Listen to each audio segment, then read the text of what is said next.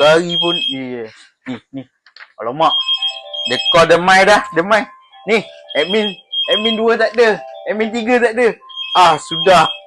Aduh. Ni. Jap, panggil supervisor. Kat. Aku nak apply cuti lah. Jumpa admin. Kau jumpa aku kan boleh buat apa pun. Aku technician je. Masuk dalam. Sat. Cuma sat.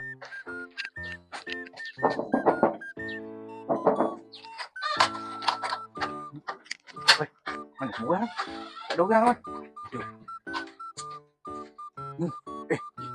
Surat apa ni? Perkara notis mogok mohon cuti selama 36 hari bergaji.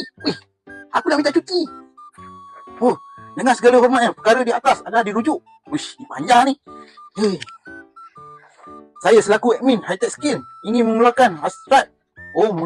Melakukan hasrat untuk mengambil cuti selama 36 hari berkuat puasa dari tarikh yang akan dimaklumkan kemudian untuk berehat sementara waktu. Menjaga kesihatan. Mental dah budak ni.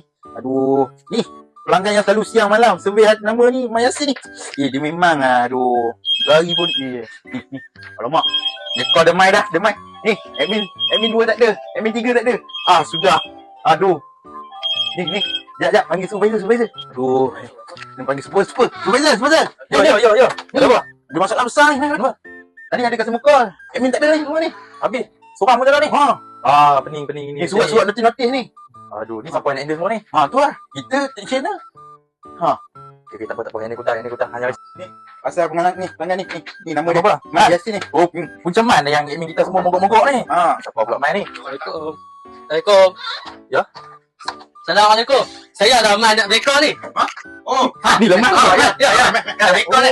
Betul. Jap.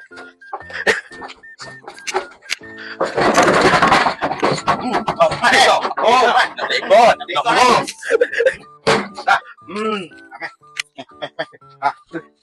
Sekarang macam mana? Jadi nak beli kan? Jadi. Kat dah. Hantar je. Okey. Tunggu jap. Okey.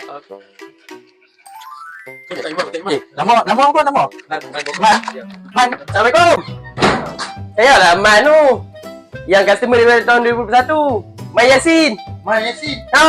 Man Man Boba. Bubah.